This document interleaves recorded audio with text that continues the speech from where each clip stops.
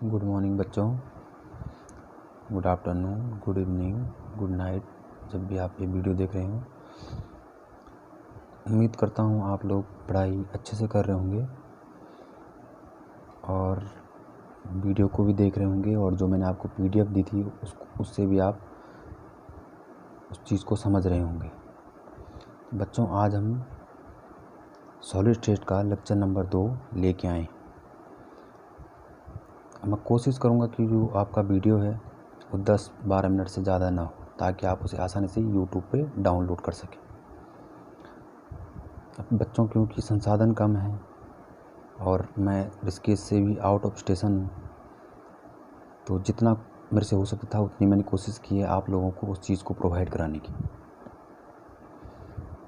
फिर भी अगर थोड़ा मैं यहाँ पे स्पीड थोड़ा तेज़ रखूँगा, फिर भी अगर आपको लगे कि तेज़ है तो YouTube में ऑप्शन है, आप उसको किस स्पीड में देखना चाहते हो, 0.75, 0.25 या फिर उससे ज़्यादा। तो नॉर्मल स्पीड में तो इसमें दिखाएगा आपको व्हाट्सएप में YouTube के माध्यम से। तो चलो बच्चों, आज शुरू करते हैं सॉलिड का लेक्चर नंबर 2।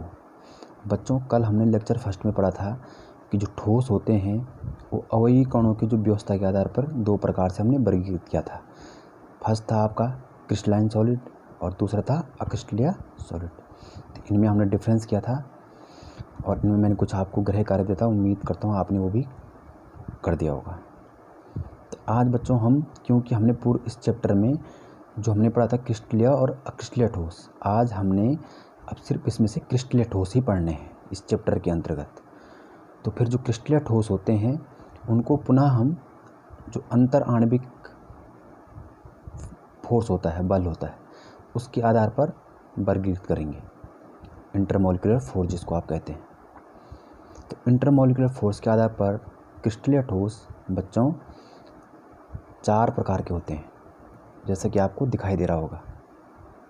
फर्स्ट मैंने लिखा हुआ है आयनिक ठोस, दूसरा होता है धात्विक ठोस, तीसरा होता है सहसंयोजी ठोस और चौथा होता है आणविक ठोस।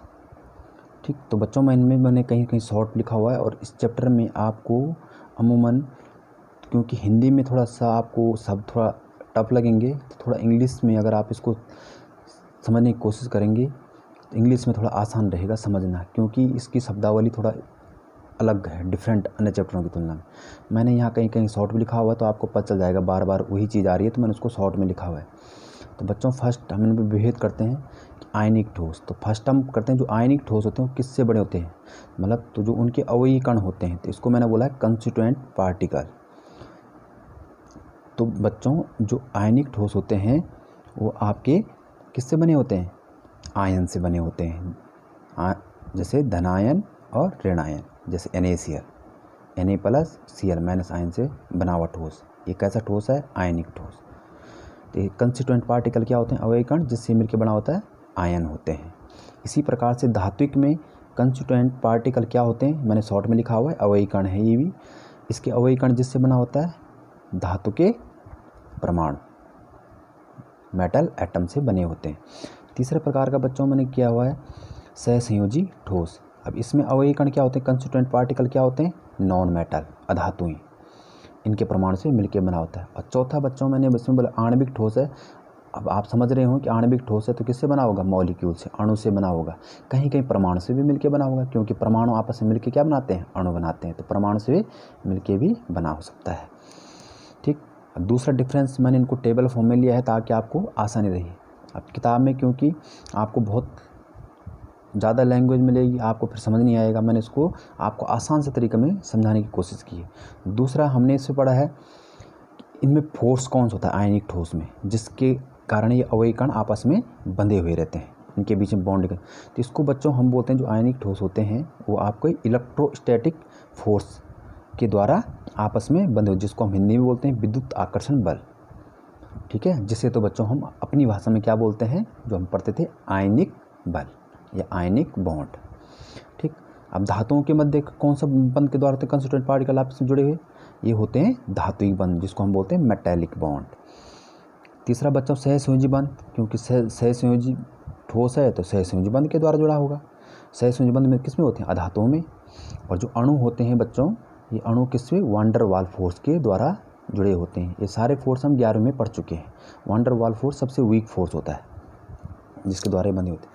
तीसरा इनमें जो डिफरेंस होता है, मेल्टिंग पॉइंट और बॉइलिंग पॉइंट, क्वथनांक और गलनांक। जो बच्चों आयनिक ठोस होते हैं उनके गलनांक और क्वथनांक क्या होते हैं, उच्च होते हैं। जो धात्विक ठोस होते हैं उनके भी मेल्टिंग पॉइंट और बॉइलिंग पॉइंट क्या होते हैं, उच्च होते हैं। परंतु बच्चों जो सहसंयोजी ठोस होते हैं उनके बहुत अधिक उच्च होते हैं, इसलिए मैं लिखा हूँ वेरी हाई होते हैं मेल्टिंग पॉइंट। क्योंकि जो आपके पास होते हैं कोवैलेंट बॉन्डेड जो कंपाउंड होते हैं उनके बॉन्ड, क्योंकि आपने देखा होगा कोवैलेंट बॉन्ड में परमाणु कैसे होते हैं, एक दूसरे से अटैच होते हैं। देखो ये एक दूसरे के अंदर घुसा होता है। इस बॉन्ड एक प्रबल बॉन्ड है, इसको तोड़ने के लिए अधिक एनर्जी की आवश्यकता होती है, इसलिए इनके मेल्टिंग और बॉइलिंग पॉइंट क्या होते हैं, ज़्यादा होते हैं। जबकि बच्चों आणविक ठोस में किसी वान डर वाल फोर्स के द्वारा जुड़े हुए हैं तो इनके बीच में इनके मेल्टिंग पॉइंट क्या होते हैं, लो। जैसे मैंने बताया वान डर वाल फोर्स क्या होते हैं, बहुत कमज़ोर होते हैं। चौथा इसमें अंतर है बच्चों चालकता। अब जो ये आयनिक ठोस होते हैं ये चालकता केवल मोल्टन स्टेट जिसको हम बोलते हैं गलन अवस्था में ही विद्युत के अच्छे चालक होते हैं। ठीक, अगर आपके पास नमक का टुकड़ा है तो नमक के टुकड़े में करंट आएगा। नमक का अगर आपका पीस रखा हुआ है एक, उस पीस क्रिस्टल है, ये क्रिस्टलाइन सॉलिड है, तो क्या उसमें विद्युत धारा प्रवाहित होगी, नहीं होगी। कब होगी, जब आप उसको गलाओगे। गलाओगे कब, हाई टेम्परेचर पर। नमक कब गलता है, बहुत हाई टेम्परेचर पर। जब वो गल जाएगा तो क्या हो जाएंगे, लूज हो जाएंगे, Na+ और Cl- आए। ठीक, तो इस तरह से ये विद्युत के अच्छे चालक होते हैं। अगला बच्चों जो धात्विक ठोस होते हैं इनकी चालकता सबसे उच्च होती है। मतलब जितने भी ये क्रिस्टल जो आपने पढ़े हैं, आयनिक ठोस, सहसंयोजी ठोस, आणविक ठोस, इनमें सबसे उच्च होती है चालकता, वो धातु की होती है। अब इसको मैं थोड़ा समझाना चाहता हूँ आपको। जैसे मैंने एक आयरन का टुकड़ा लिया तो Fe से अगर मैं क्रिस्टल बनाना चाह रहा हूँ तो Fe क्या करेगा, Fe से Fe+2 में कन्वर्ट हो जाएगा, 2 इलेक्ट्रॉन क्या करेगा, लूज करेगा। अब आपने बोला एक आयरन का पीस रखा हुआ है हमारे पास, और वो किस तरह से करेगा, इलेक्ट्रॉन तो फ्री है ही नहीं। तो हम क्रिस्टल बना रहा हूँ उसका, मैंने दिखाया है कि Fe से Fe2+2 है तो इस तरह से जुड़ेंगे। Fe+2 मॉलिक्यूल आपस जुड़ा होगा, इसके जो परमाणु है Fe+2 आप बोलोगे यहाँ तो इलेक्ट्रॉन तो है ही नहीं। तो बच्चों जो ये ऊपर 2 इलेक्ट्रॉन निकले हैं, मैं बोल रहा हूँ उच्च चालक होते हैं। उच्च चालक क्यों होते हैं, देखो 2 इलेक्ट्रॉन एक से निकले हैं। अब आप यहाँ पे गिनो, 2 इससे निकले, 2 इससे निकले, 2 इससे निकले, 2 3 6, 3 ये नीचे हैं, 6 दूनी 12 इलेक्ट्रॉन। तो एक किस्म से जो ये Fe+2 है इसको बच्चों हम बोलते हैं कर्नेल। और जो इलेक्ट्रॉन होते हैं, ठीक है, इनको हम बोलते हैं इलेक्ट्रॉन क्लाउड। ठीक है, तो जो आयरन होता है इसमें इलेक्ट्रॉन का क्लाउड, मतलब इसमें एक किस्म से इलेक्ट्रॉनों की एक गंगा बहती है। ठीक है, जिसको मतलब बहुत सारे, इसीलिए हम बोलते हैं कि जो मेटल होते हैं वो विद्युत के क्या होते हैं, अच्छे चालक होते हैं। तो इसमें इलेक्ट्रॉन की गंगा बहुत ज़्यादा बहती है, इसलिए हम इसी को क्या बोलते हैं, धात्विक ठोस की चालकता बहुत ज़्यादा होती है। तीसरा है बच्चों सहसंयोजी ठोस क्या होते हैं, ये बहुत, इनकी चालकता बहुत कम होती है, ना के बराबर। किसी में होती है, जैसे सहसंयोजी में आपके पास ग्रेफाइट हो सकता है, नहीं तो ना के बराबर इन पे होती है। आणविक ठोस इनकी चालकता भी बहुत कम होती है। ठीक है, तो ये ज़्यादा कोई बड़े डिफरेंस नहीं थे। अब मैं पाँचों में इनके एग्जाम्पल, उदाहरण क्या है इनके। तो बच्चों जो आयनिक ठोस होते हैं जैसे NaCl, Na+ ion, Cl- ion, ठीक, KCl, K+Cl-, ZnS zinc sulphide, Zn+2 S-2, calcium fluoride CaF2, Ca+2 F-1, magnesium oxide MgO। ठीक, और धात्विक ठोस के Fe हो गया, जिंक हो गया, कॉपर हो गया, एल्युमिनियम हो गया, मैग्नीशियम हो गया, है ना, जितने भी आपके पास मेटल है। और सहसंयोजी के डायमंड हो गया, सिलिका बच्चों, सिलिकॉन के बीच में, सिलिका का मतलब होता है मिट्टी। ठीक, इसलिए मैंने बोलता इनकी विद्युत चालकता क्या होती है, बहुत कम होती है, और इनके मेल्टिंग और बॉइलिंग पॉइंट क्या होते हैं, हाई। अब मिट्टी को आप गर्म करोगे तो कितनी टेम्परेचर में गर्म होगी, बहुत ज़्यादा टेम्परेचर में गर्म होगी। ठीक, ग्रेफाइट हो गई एग्जाम्पल है। और आणविक ठोस की एग्जाम्पल बच्चों पानी, H2O, CO2, I2O। मैंने बोला था ना कि जो आपके पास आणविक ठोस होते हैं वो एटम से मिलकर बने, जैसे I2,